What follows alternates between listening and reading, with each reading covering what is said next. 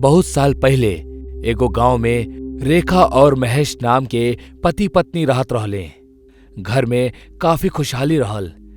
एक रात दोनों खाना खाए के बाद सुत्ते जात रहले, तब बे दरवाजा पे केहू दस्तक देहलस। ए वक्त के आ गइल। रुका, हम देखा तानी। महेश जाकर दरवाजा खोललस और बाहर आइल। दरवाजा के बाहर चादर ओढ़े एगो व्यक्ति खड़ा रहल। भूख लागल बा, खाना दे दा। अरे ई कौनो वक्त था भीख मांगे के? कल सुबह यहाँ चला जा यहाँ से। वो व्यक्ति अपन हाथ चादर के बाहर निकाल के ओकर सामने फैलौलस। वो हाथ बिल्कुल सड़ चुकल रहल। आज तक केहू हमरा के खाली हाथ ना भेजलस।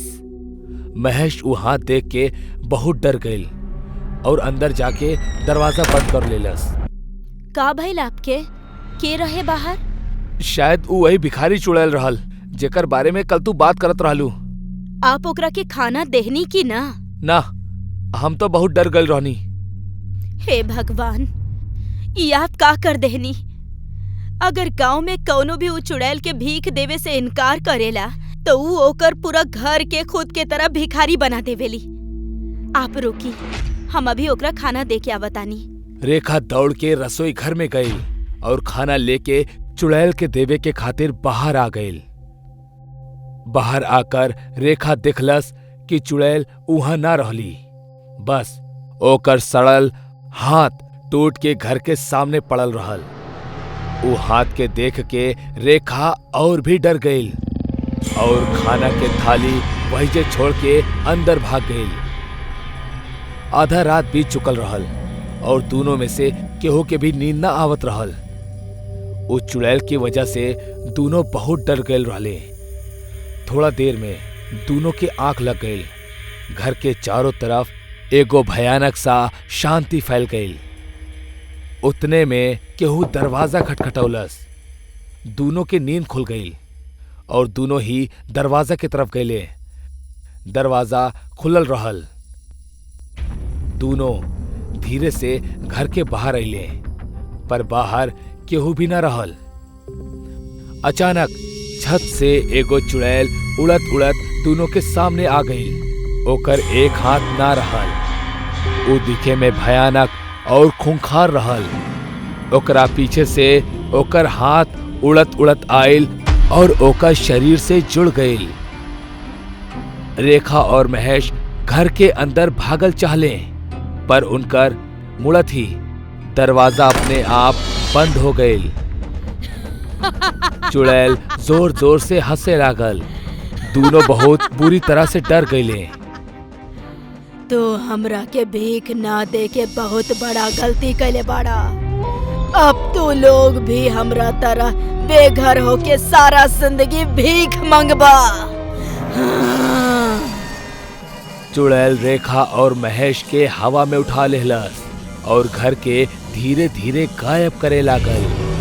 घर के पूरी तरह से गायब कैला के बाद दोनों के जमीन पर पटक देहलस और जोर जोर से हंसे लागल। रेखा और महेश घर के दिशा में भगले, पर घर वहां से गायब हो चुकल रहल। अब तो हार बारी। चुड़ैल उ दोनों के पास आवे लागल। उ दोनों भी यहाँ वहाँ भागे लगले।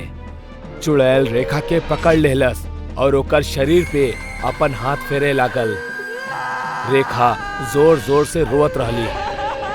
कुछ देर बाद रेखा के चेहरा वो चुड़ैल के तरह भयानक दिखे लागल और पूरा शरीर धीरे धीरे सड़े लागल। आखिर में रेखा के रोअब बंद हो गई और वो मर गई।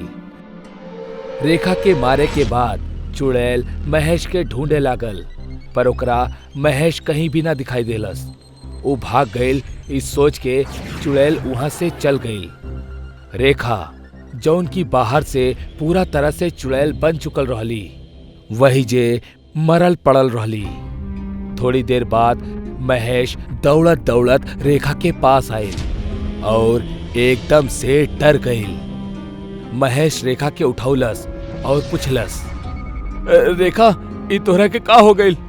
रेखा एकदम से आंख खोलस और उ देख के महेश और भी ज्यादा डर गई। रेखा के आंख पूरा तरह से लाल रहल और चेहरा सफेद पड़ चुकल रहल। महेश रेखा के छोड़ के दूर हो गई। रेखा उठ खड़ल भइल और अपना आसपास देखे लागल। ओकरा महेश दिखाई देलस। रेखा के नजर ओकरा पर पड़त ही महेश डर गईल। वो महेश के देख के मुस्कुरौलस और ओकरा मारे के खातिर ओकरा पास आवे लागल। रेखा के ऐसे आवत देख महेश डर के मारे पीछे जाए लागल और पत्थर के ठोकर लग के नीचे गिर गईल। रेखा ओकर नजदीक आके ओकर गला दबावे लगलस। थोड़ी ही देर में महेश के जान निकल गई। रेखा महेश के मरला के बाद एगो घर के ओर गई और ऊ दरवाजा खटखटौलस। एगो औरत दरवाजा खोललस। रेखा अपन हाथ फैलौलस और कहलस, भूख लागल बा, खाना दा। औरत घबरा के अंदर चल गई और दरवाजा बंद कर दिलस। रेखा जोर जोर से चिल्लाए लागल। ओकर आवाज पूरा गांव के डरावत रहल।